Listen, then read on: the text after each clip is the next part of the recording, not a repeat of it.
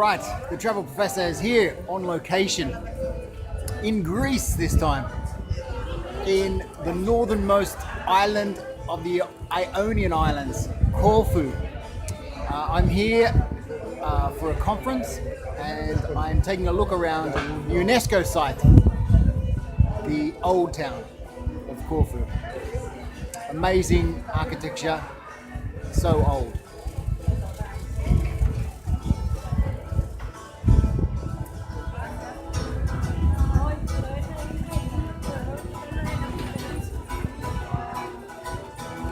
The island is in such a strategic location that it's heavily involved in Greece's history from the beginnings of Greek mythology. Its history is full of battles and conquests. In 2007, Corfu's Old Town was added to the UNESCO World Heritage List. As such, Corfu is a very popular tourist destination. So, dealing with languages and different languages while you're traveling can be a source of enjoyment and also a source of frustration. And I tell you, in Greece, the language looks all Greek to me. One other thing that I thought about in terms of the language is, what do Greek mathematicians and economists use for symbols in their equations? I don't know too much about this guy, except that he's got a great moustache and he seems to have some sort of indigestion, given that he's holding his stomach.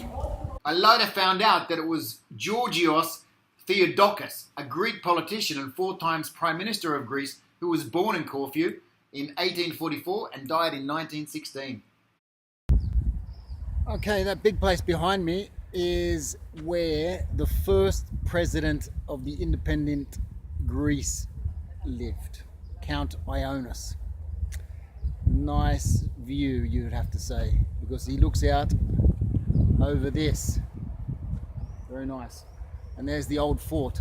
I'll go and check that out in a bit. Reflecting some of its British heritage, there's even a cricket pitch in the square in the Old Town.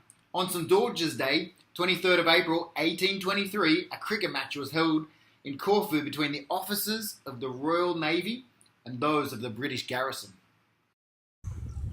Up behind me is the palace of the Saints George and Michael.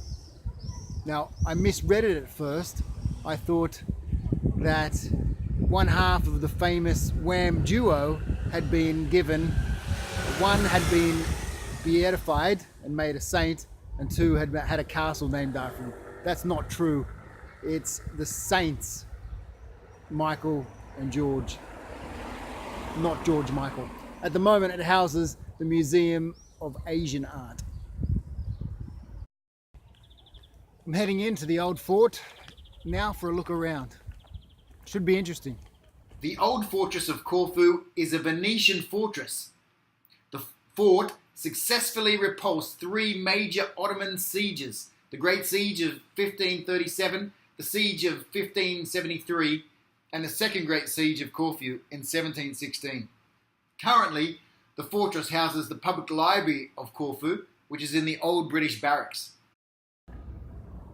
So atop of the old fortress, you can see how important a strategic location it was down through the ages to protect from, firstly, the Turks,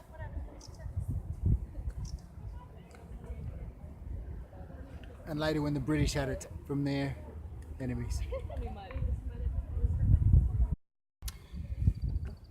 In Old Corfu town, just set a little bit back from the old fortress, is the new fortress.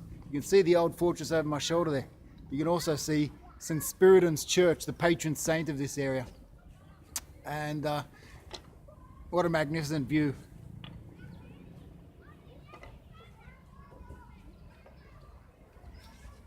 The new Fortress of Corfu is also a Venetian fortress built on the hill of St Mark in Corfu. The current buildings which exist within the fortress were built by the British during their rule on the island from 1815 to 1863.